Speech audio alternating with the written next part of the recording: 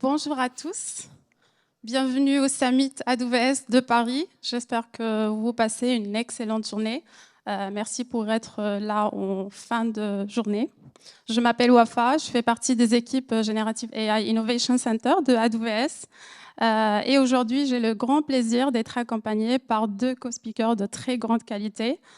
Tout d'abord, j'aimerais remercier Yohan Bersian, VP AI and Technology de Schneider Electric. Bienvenue Yohan, merci pour nous avoir rejoints.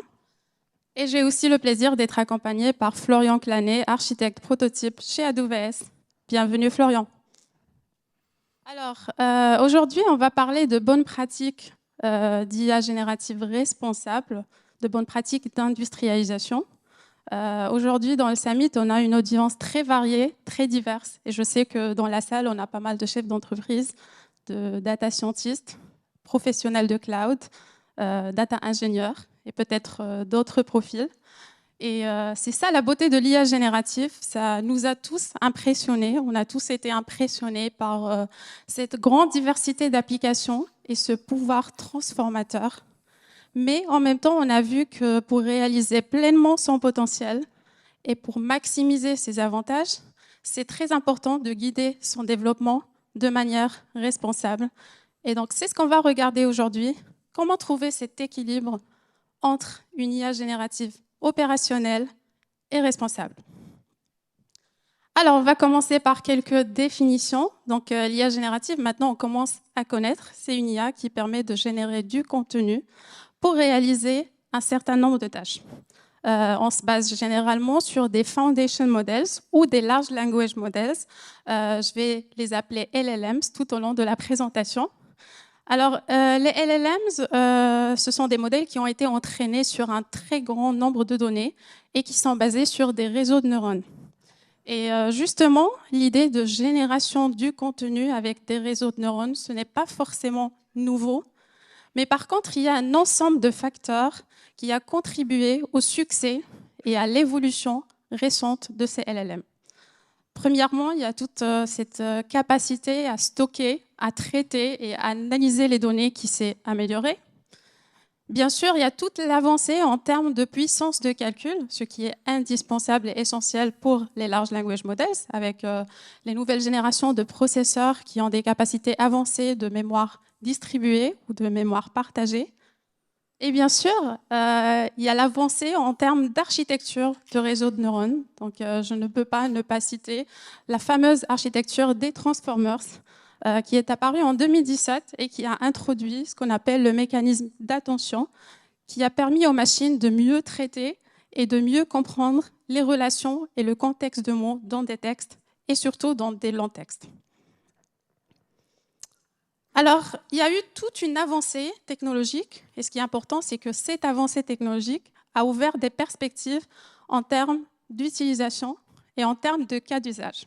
Et en parlant de cas d'usage, on a parlé tout à l'heure de LLMs. Alors, ce qui va nous intéresser dans ces modèles, c'est leur capacité. Donc, on va avoir des capacités de résumé, de traduction, de questions-réponses, de raisonnement. Et la combinaison de ces capacités avec des interfaces d'utilisateurs très faciles à utiliser ouvre la voie vers des applications extrêmement intéressantes dans plusieurs secteurs et donc synonymes de valeur ajoutée pour les entreprises. Alors, chez AWS, on a eu le privilège d'accompagner nos clients dans différents secteurs pour les aider à transformer leurs opérations à travers des usages adaptés aux ventes, aux opérations, à l'IT, etc. Et ce qui est important, c'est qu'on est encore au début. La technologie est encore en train d'évoluer. Il reste encore un vaste territoire à explorer et de nombreuses applications à développer. Maintenant, en termes d'opérationnalisation, ou plutôt d'utilisation, on a vu qu'il y a 3 profils distincts d'utilisateurs. Donc, il y a la première catégorie de providers. Ce sont toutes les organisations qui se positionnent comme fournisseurs de modèles, donc qui développent eux-mêmes leurs propres modèles et qui ont besoin plutôt de capacité ou d'accompagnement sur la création et la maintenance de ces modèles. Donc, la deuxième catégorie, ce sont les tuners. Ce sont toutes les organisations qui préfèrent utiliser des modèles déjà existants et les ajuster sur leurs propres données. Donc, ils font cet ajustement via du fine-tuning, par exemple. Et puis, la troisième catégorie, c'est les consumers, donc ceux qui veulent consommer, entre guillemets, des applications qui ont des interfaces d'utilisateurs déjà faites et les intégrer dans leur opération. Alors maintenant, chacune de ces catégories va nécessiter un accompagnement spécifique et surtout des outils spécifiques adaptés à leurs besoins et à leur niveau d'expertise. Donc, en parlant d'outils, on arrive vraiment à la base pour n'importe quelle entreprise qui souhaite opérationnaliser, industrialiser ces cas d'usage d'IA générative. Je vous donne juste un aperçu rapide sur le stack technologique de AWS. Vous avez peut-être eu l'occasion d'apprendre sur le stack technologique sur d'autres présentations. Chez AWS, on investit sur un écosystème composé de 3 couches principales. Donc, il y a la première couche infrastructure qui va offrir toutes les ressources nécessaires, soit pour l'entraînement, soit pour l'utilisation des modèles en inférence. Ensuite, il y a la couche intermédiaire, donc c'est la couche outils, comme son nom l'indique. Ça va offrir tous les outils nécessaires pour permettre l'utilisation des foundation models ou des LLMs dans des cas d'usage. Et la troisième couche, donc c'est la couche application, dans laquelle on va trouver des applications d'IA générative qui exploitent des foundation models ou des large language models et qui peuvent être utilisés sans avoir forcément des connaissances techniques majeures ou des spécialisations avancées en machine learning. Alors, si on fait un zoom sur la couche infrastructure, donc j'ai évoqué tout à l'heure inférence, entraînement. Donc, ce qu'il faut savoir, c'est qu'il y a 2 charges de travail pour l'IA générative. L'entraînement, c'est la partie dans laquelle on va entraîner le modèle sur des données. Et l'inférence, c'est l'étape dans laquelle on va utiliser le modèle pour générer une sortie. Donc, ça peut être une image, vidéo, texte, etc. Est-ce qu'on a besoin le plus pour réaliser ces charges de travail? C'est bien évidemment la puissance de calcul, étant donné que les charges de travail de l'IA générative consomment des quantités énormes de puissance de calcul. Et donc ici, on va trouver à la fois les GPU, donc l'indispensable, mais également des accélérateurs qui ont été spécialement conçus par AWS pour répondre aux besoins de l'entraînement ou de l'inférence. Alors, un exemple d'accélérateur, c'est Trainium. Donc, Trainium, c'est plutôt un accélérateur adapté à la partie entraînement. Et en parallèle, il y a Inferentia qui est plutôt optimisé pour la réalisation d'inférences et qui permet d'avoir des performances élevées avec un faible coût d'inférence. Donc, vous allez voir ici, il y a SageMaker aussi qui apparaît dans la liste. SageMaker, c'est notre service manager qui a été utilisé pour entraîner le modèle populaire Falcon à 180 billions de paramètres, par exemple, et qui offre aussi un large choix de foundation models et qui permet de les utiliser en inférence. Alors, comme je l'ai évoqué tout à l'heure, il y a des clients qui veulent aller plutôt rapidement, qui veulent expérimenter, tester avec des modèles déjà existants pour créer de la valeur le plus rapidement possible. Et ils se posent en même temps des questions sur quel est le meilleur modèle, comment déployer une application générative AI, et surtout, ils se posent des questions sur la sécurité et la confidentialité des données.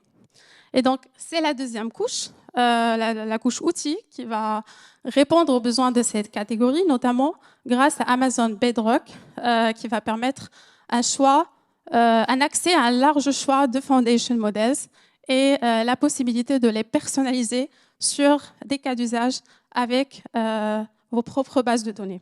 Et qui contient aussi des fonctionnalités d'IA responsables qu'on va regarder par la suite.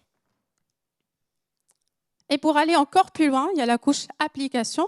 Donc, c'est une couche qui contient des applications alimentées par des foundation models. Donc, on va retrouver par exemple Amazon Code Whisperer à destination des développeurs ou pas développeurs, toute personne qui a besoin d'aide sur les tâches de génération de code. Il y a aussi la famille d'outils de Amazon Q, donc c'est un assistant qui va nous aider sur des tâches de prise de décision, qui peut répondre à nos questions ou générer du contenu selon nos propres besoins. Alors, jusque-là, on a parlé de cas d'usage, de potentiel, d'utilisation de Large Language Models, mais on a vu aussi qu'il y a des défis avec tout ça, qu'il y a un risque associé à l'utilisation de ces modèles. Parmi les risques d'utilisation des Large Language Models, on peut citer la toxicité. Donc, c'est la capacité de ces modèles à générer du contenu qui peut être offensif, qui peut être raciste ou sexiste ou discriminant. Il y a aussi les hallucinations. Donc, ça arrive quand les modèles génèrent des informations qui peuvent être incorrectes, factuellement faux. Et tout ça, bien sûr, c'est lié à la manière avec laquelle on entraîne ces modèles.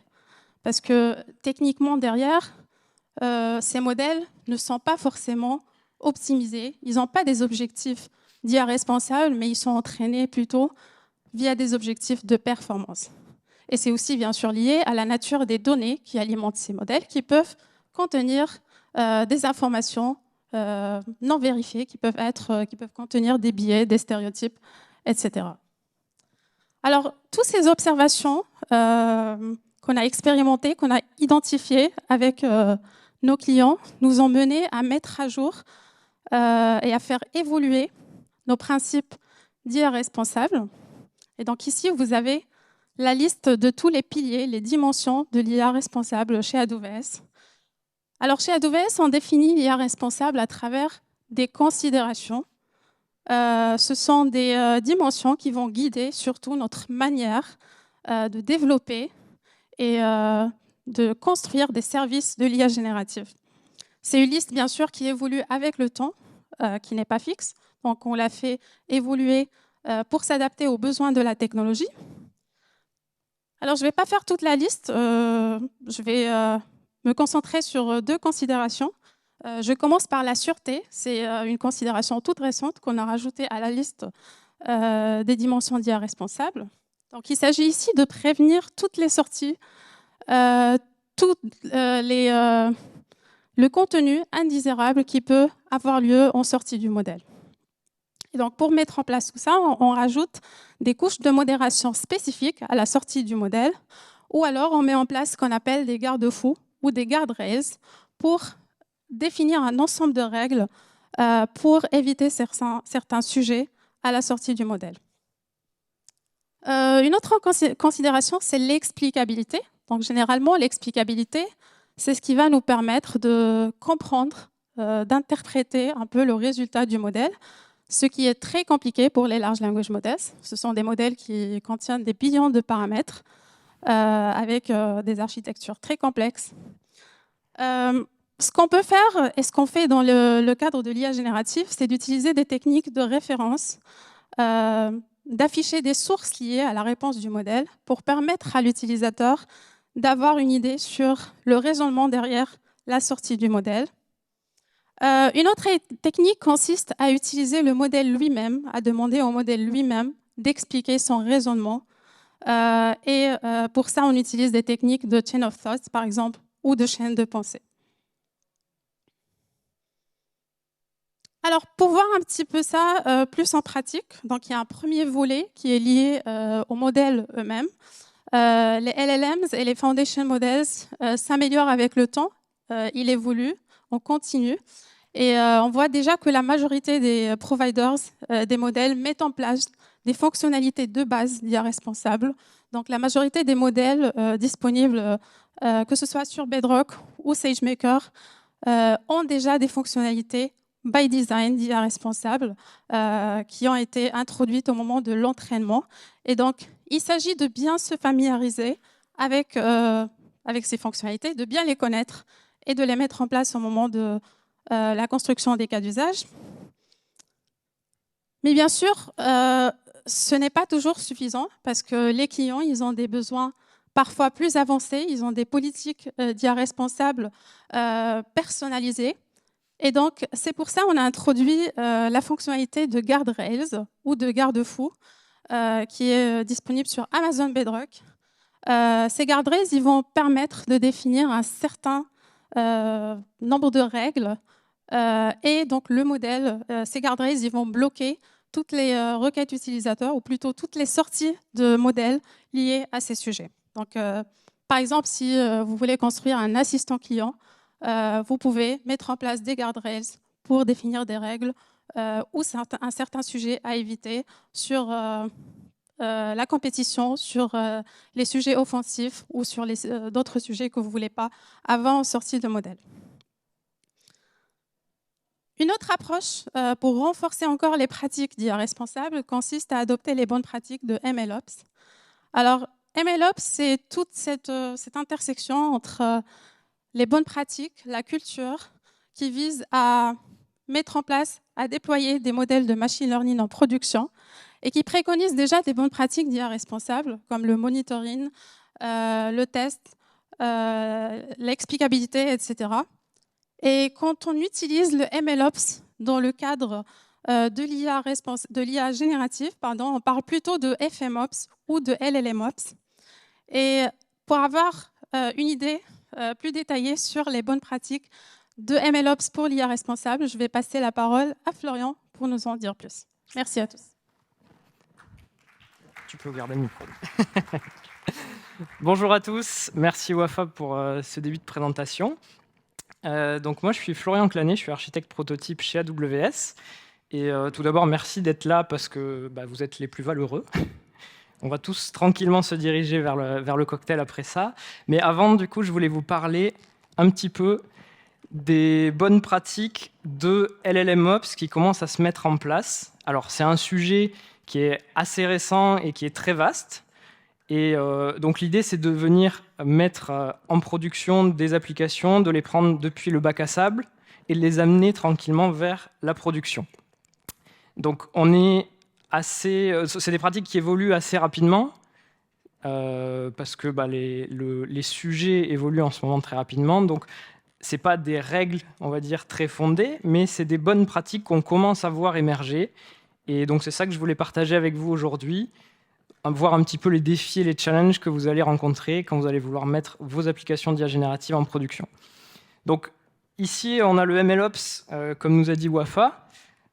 Le FMOps, lui, il reprend une grande partie de ces pratiques de MLOps, mais il va en récupérer une petite partie qui va être destinée à des problèmes bien spécifiques. Donc FMOps pour opérations sur les foundational models, donc text-to-text, text-to-image, text-to-audio, text-to-vidéo aussi. Et parmi ces cas-là, on va avoir le cas spécifique du LLMOps, qui lui va être spécifique vraiment au Large Language Model, donc les modèles de text-to-text. Alors pour commencer un petit peu ce chemin, c'est intéressant de voir le cycle de vie d'une application d'IA générative. Donc si vous voulez prendre des photos, attendez à la fin de cette slide parce qu'il y a une autre partie. Vous pourrez, je vous dirai, pour prendre les photos. Donc la première partie qu'on voit en général sur ces sujets-là, c'est la partie expérimentation et développement.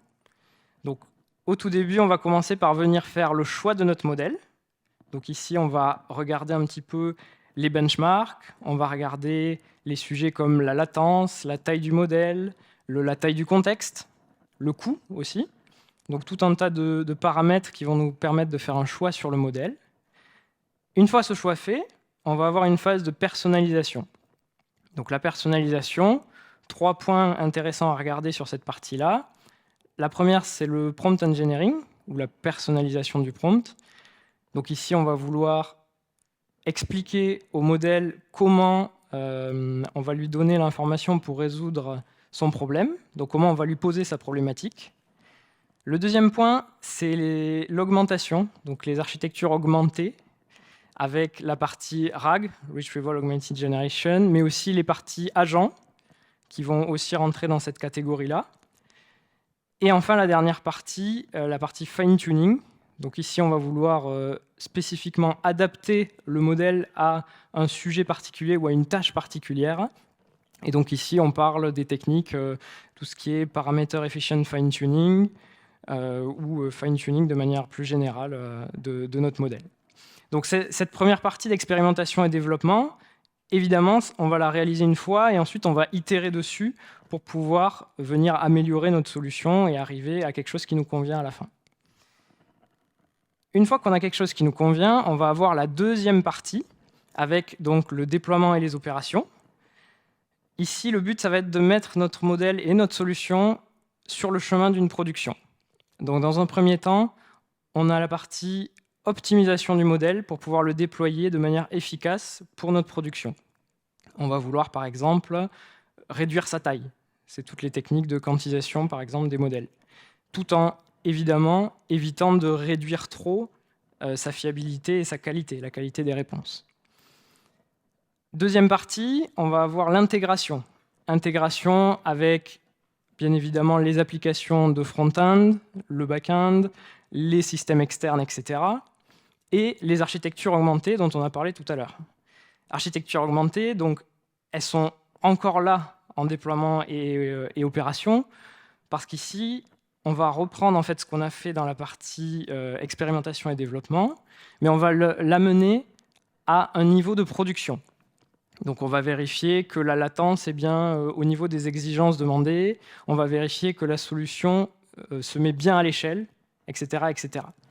Et on a une dernière partie qui est la supervision et les logs, parce que effectivement, on va vouloir venir peut-être améliorer notre modèle, améliorer notre solution et surveiller aussi face aux potentielles menaces qui pourraient se présenter. Donc là, c'est le moment photo. Vous pouvez prendre en photo.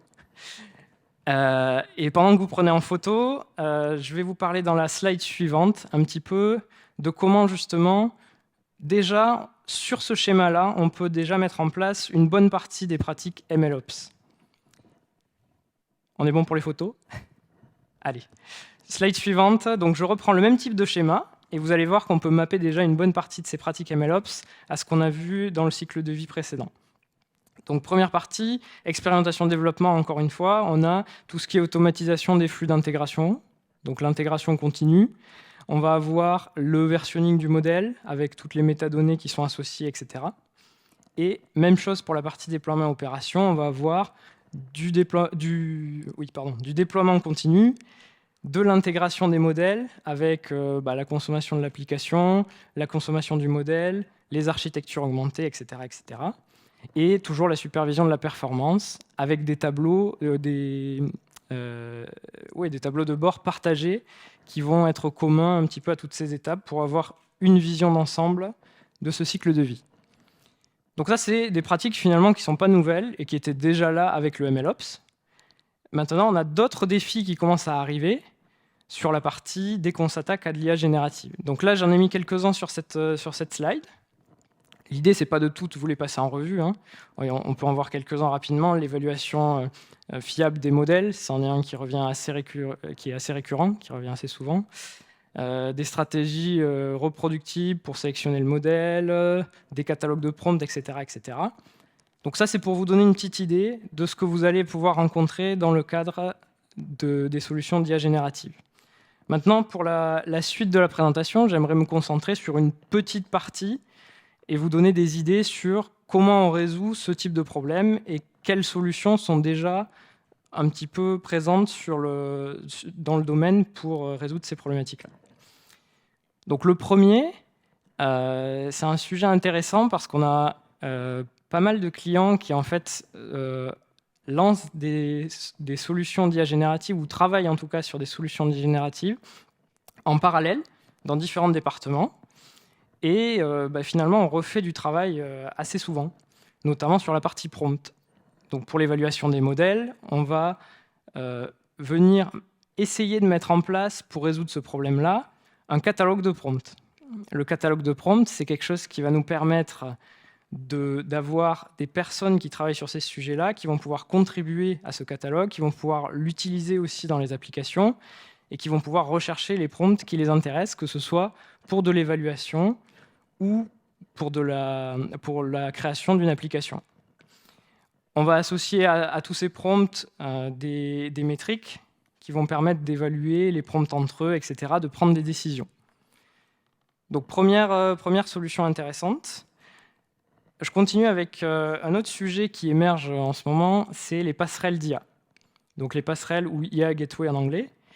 Les passerelles d'IA générative, ou les passerelles d'IA en général, c'est un sujet qui consiste, on va dire, à unifier et à venir sécuriser et faciliter l'expérimentation, le développement et aussi donc la production ensuite. L'idée, c'est d'avoir une passerelle qui va permettre d'accéder aux modèles qui ont été approuvés par l'entreprise. On va donner aussi l'accès à des bacs à sable sécurisés. Et on va surtout avoir une interface unifiée pour accéder à nos modèles. Donc ça, c'est intéressant parce qu'on va pouvoir appliquer sur cette passerelle d'IA de la gouvernance. On va pouvoir appliquer des limites, des quotas. Et surtout, comme en a parlé Wafa tout à l'heure, on va pouvoir venir appliquer à toute l'entreprise des politiques d'IA responsables qui vont du coup être pris en compte dès le niveau de l'appel du modèle. Sujet suivant, les architectures augmentées. On en parle beaucoup, décidément, dans cette présentation. Sur les architectures augmentées, ici, on va vouloir se mettre au niveau d'une production. Et donc, on va avoir des sujets qui vont apparaître du type comment je vais venir gérer les dépendances à mes bases vectorielles, par exemple. Comment je vais faire attention que mon application peut se mettre à l'échelle. Et je ne parle pas uniquement de mon front-end ou de mon back-end, je parle de chaque petit composant de l'application. Que ce soit les bases vectorielles, le back-end, le front-end, le modèle aussi, etc. etc. Donc ça, c'est quelque chose à laquelle il va falloir faire attention. Et on va vouloir, pour ça, récolter un certain nombre de métriques et avoir une traçabilité sur toute l'application pour venir pouvoir surveiller et améliorer ces sujets-là. En parlant de métriques, sujet suivant, c'est l'évaluation automatisée et les feedbacks. Pourquoi? Parce qu'on va vouloir récupérer des métriques pour venir améliorer notre modèle. Donc c'est intéressant. On va avoir des métriques qui vont arriver. On va pouvoir peut-être récupérer les entrées, les sorties du système. On va pouvoir récupérer toutes sortes de feedbacks pour pouvoir les réingérer dans la partie expérimentation, développement, etc., etc. Et pour pouvoir faire ça, il faut réfléchir dès le début du cycle de vie à quel type de feedback on va vouloir récupérer. Est-ce que je veux un plus, un moins? Est-ce que je veux un résultat de 0 à 5 sur les résultats que m'a donné mon modèle, ma solution?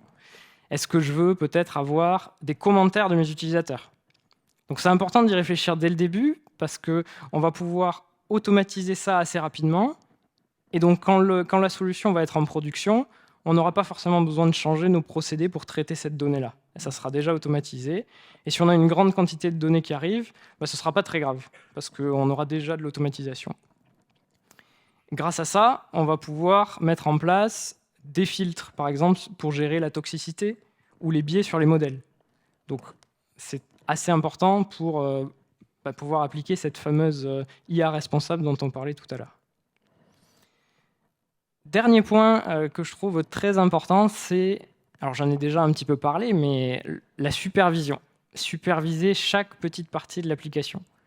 Le modèle, dans votre solution, finalement, c'est un gros modèle, la plupart du temps, mais ça reste une petite partie de l'application. Toutes les autres parties sont aussi importantes pour vous assurer d'avoir une application qui soit pérenne en production. Donc, par exemple, je pense à la surveillance des entrées et des sorties qu'on donne au système, pas forcément au modèle, au système. Parce qu'on va avoir potentiellement de nouvelles menaces qui vont arriver. Je pense à quelque chose en particulier, les injections de prompt. Donc, les injections de prompt, c'est une attaque par laquelle l'attaquant va vouloir manipuler des données qui vont être données au système, potentiellement au modèle, pour venir faire générer au modèle des résultats toxiques ou alors des résultats inattendus dans le sens où on peut par exemple divulguer des informations. Donc ça, il faut faire très attention et c'est quelque chose qu'on peut arriver à attraper au vol si on arrive à avoir une supervision sur toutes les petites parties du modèle. Très important aussi, si on veut faire par exemple de l'amélioration de performance, il faut savoir où est le problème de performance. Et il n'est peut-être pas forcément que sur le modèle, peut-être que c'est la stratégie de recharge vectorielle qui est en cause ou un autre point de la chaîne. Donc voilà pour ma partie sur ces sujets-là. Ce qui est important de se rappeler, je pense, avant de laisser la parole à Johan, c'est que c'est des sujets qui sont en train d'émerger. Donc c'est des pratiques qu'on vous montre aujourd'hui, mais qui probablement dans 2 mois auront changé et se seront améliorées.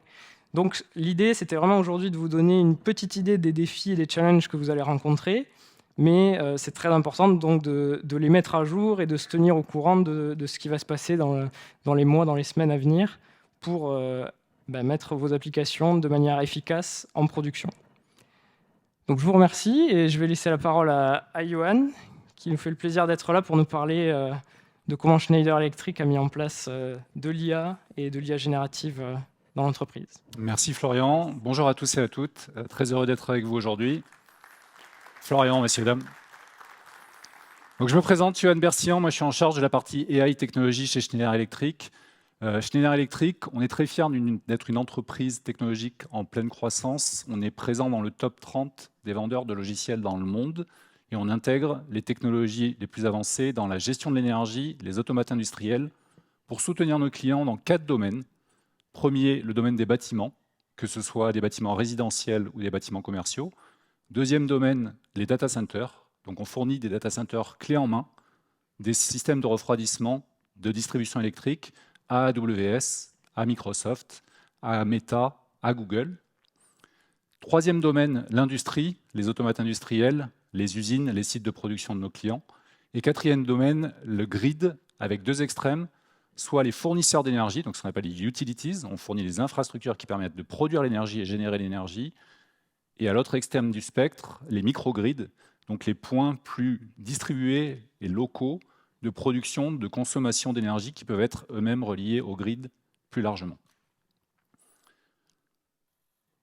Chez Schneider, on s'appuie sur 2 tendances principales actuelles. La digitalisation, qui nous permet de stocker, traquer, aller capturer tout un tas de données provenant des processus de production et de fabrication de nos clients, provenant des sites clients, et un paysage énergétique qui ne cesse de changer et qui devient de plus en plus électrique. On est convaincu chez Schneider que l'électricité va être la source d'énergie la plus sûre pour réduire l'empreinte carbone dans les activités des clients que nous soutenons. Et tout ça nous permet de soutenir les plans de durabilité de nos clients. Pour vous donner une idée, depuis 2018, on a réussi à faire économiser ou à éviter la consommation de 550 millions de tonnes de CO2 pour nos clients. Pour vous donner une petite référence, 1 tonne de CO2, ça équivaut à un aller-retour Paris-New York en avion. Donc 550 millions, c'est bien, mais ce n'est pas assez. Alors comment on fait plus, comment on fait plus vite, comment on fait mieux? On est persuadé chez Schneider que l'intelligence artificielle va nous permettre d'accélérer ces plans de durabilité. C'est la raison pour laquelle, il y a 2 ans, on a créé au sein de Schneider une entité centrale dédiée à l'intelligence artificielle en complément des équipes données, data. Donc c'est un setup très particulier dans le sens où on a vraiment investi dans les AI en complément des équipes données. On n'a pas donné aux équipes données l'extension, par extension, la responsabilité de l'IA. 350 collaborateurs, collaboratrices répartis sur 4 géographies, les US avec Boston, la France avec Paris, Grenoble, Bangalore en Inde et la Chine. Je vais partager quelques cas d'usage qu'on a réalisés au cours de ces 2 dernières années, à savoir qu'à tout moment, au sein de l'AI Hub chez Schneider, on adresse à peu près, pour vous donner un ordre de grandeur, 70 cas d'usage en différentes phases de maturité, depuis la phase d'ideation, on a une idée, on pense que la data science peut nous aider, jusqu'à ça tourne en production et ça crée de la valeur pour nos clients ou pour les métiers internes. Donc l'idée de la création du AI Hub, c'était d'infuser l'IA à la fois dans les solutions qu'on propose à nos clients, dans les métiers de la gestion de l'énergie et des automates industriels, mais aussi d'infuser l'IA pour amener de la productivité, de l'efficacité dans les métiers internes. Et c'est là-dessus que je vais m'attarder aujourd'hui. Un premier exemple de cas d'usage qu'on a réalisé sur un backbone technologique AWS dans le cadre de notre relation client. On a des milliers de vendeurs répartis dans 140 pays chez Schneider qui s'adressent à des milliers de clients. La difficulté pour eux, c'est qu'on a un catalogue de plusieurs dizaines de milliers de références de produits qui ne cessent d'évoluer et de solutions qui cessent d'être mises à jour. On les a équipés, il y a maintenant plus d'1 an, d'une solution qu'on appelle AI Smart BOM, BOM pour Bill of Material, qui permet à un vendeur de répondre à la sollicitation du client ou aux besoins du client de manière la plus à jour, la plus optimisée, en fonction des dernières mises à jour des produits et de l'historique des ventes et des échanges qu'on a pu faire avec ce client. Ce que ça a apporté, grâce au machine learning, à l'AI, au ML, une meilleure productivité des vendeurs et surtout l'opportunité en termes de chiffre d'affaires de ventes croisées, donc d'upsell ou de cross-sell. Toujours déployé sur backbone technologique AWS dans le cadre de la finance. Nos clients, quand ils achètent nos solutions, nos services, ils ne payent pas comptant. On leur octroie des crédits. Jusqu'à présent, la gestion de ces crédits, en fonction des typologies de clients, était faite par des experts. Ces experts, on en avait un certain nombre, mais capacité limitée. Donc il y avait une stratégie d'octroi de crédit qui était plutôt manuelle.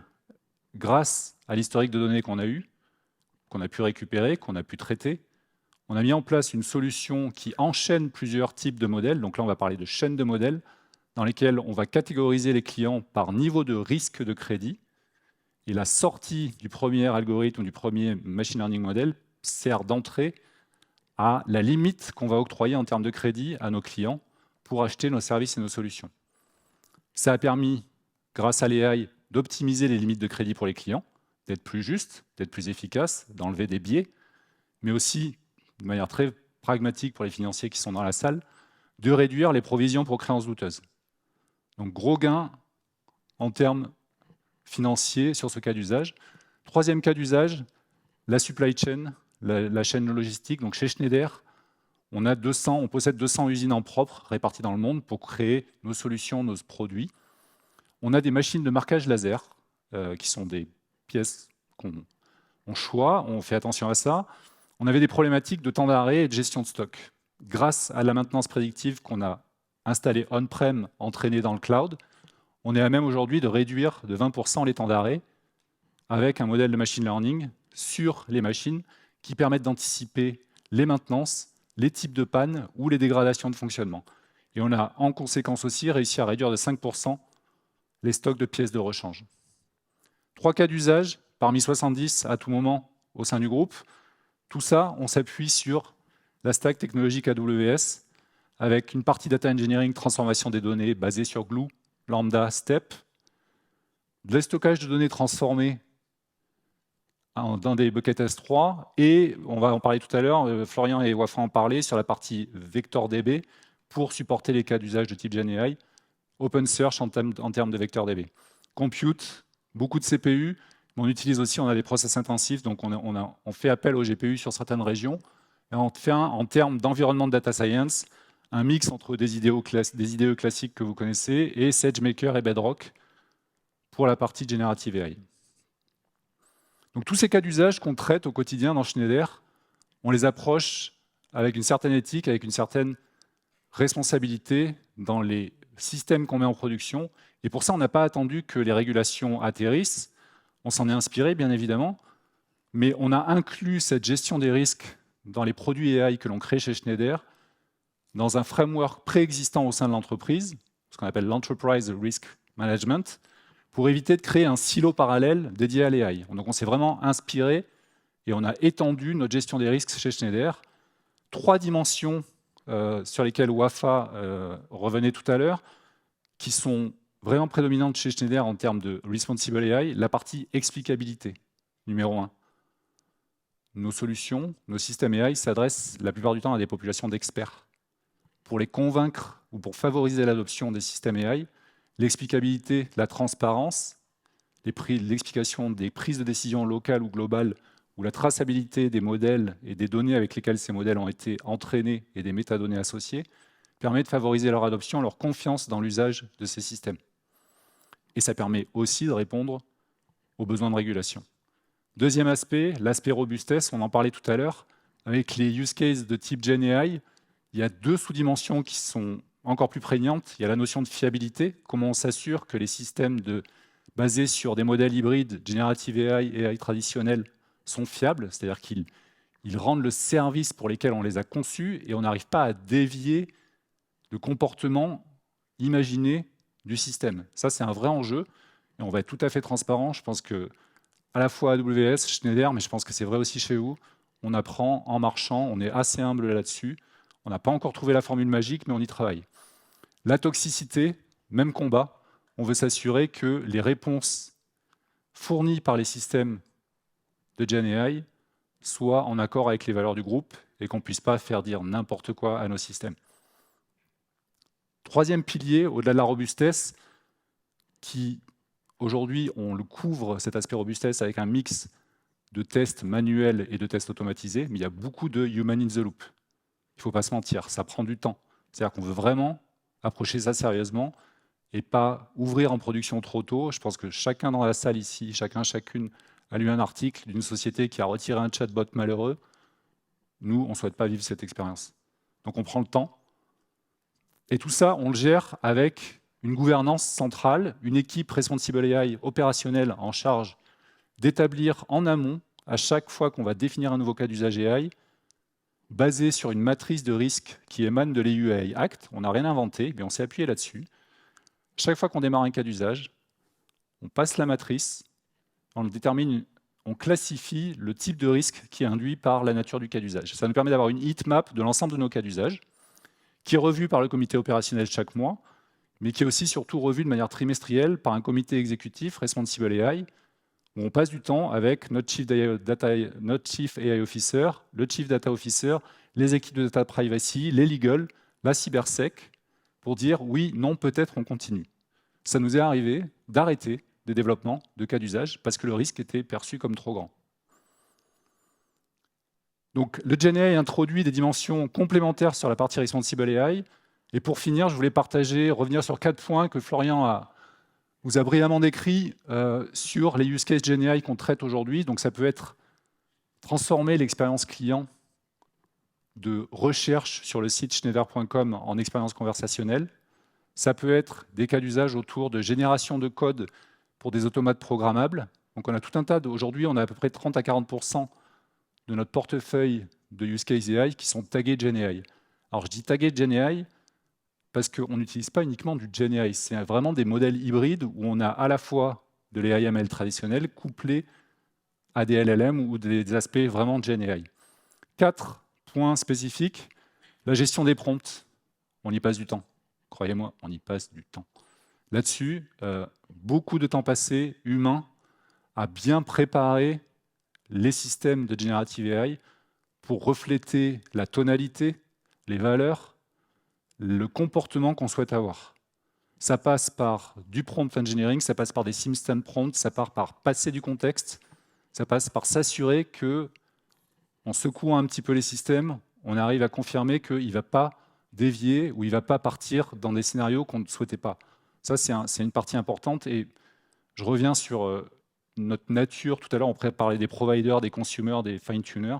Vu la nature de nos cas d'usage, on est plutôt consommateur ou fine-tuner. On ne va pas nous entraîner des modèles de zéro chez Schneider.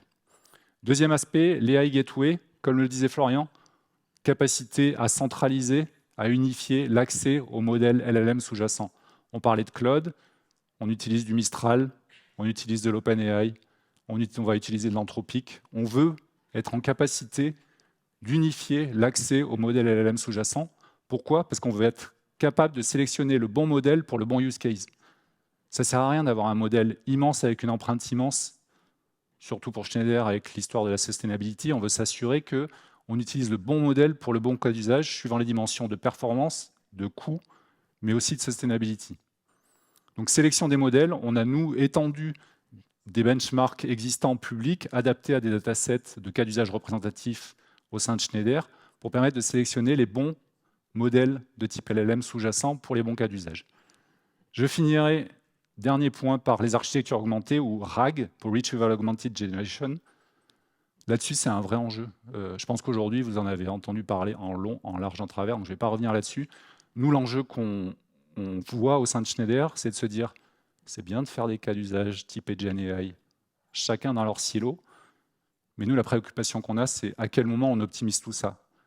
À quel moment on s'assure qu'on indexe les données non structurées qu'une seule fois et qu'elles profitent à plusieurs cas d'usage.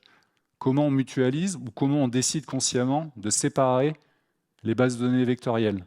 Comment on fait ça? Ça, c'est un vrai enjeu. Et aujourd'hui, on discute avec AWS, on discute avec Microsoft, on discute avec des cabinets indépendants. Personne n'a vraiment la réponse, donc il va falloir qu'on l'invente. Mais par contre, c'est un vrai enjeu. C'est là où se situe l'enjeu aujourd'hui. Et on ne veut surtout pas faire croire aux équipes qui ont géré la connaissance non structurée et accumulé des dizaines de milliers de documents au fil du temps, qu'on va le faire sans eux. C'est-à-dire qu'on le fait main dans la main avec les équipes de knowledge management. Le knowledge management reste vrai dans l'entreprise et on va en avoir besoin. Et la solution, on va la trouver ensemble. J'en ai fini sur les quelques retours d'expérience que je voulais partager avec vous dans le contexte Responsible AI et GenAI. Je reste disponible pour poursuivre la conversation et puis je vous invite à aller voir d'autres cas d'usage qui sont illustrés sur le site ace.com. Et Wafa qui va prendre la suite. Merci.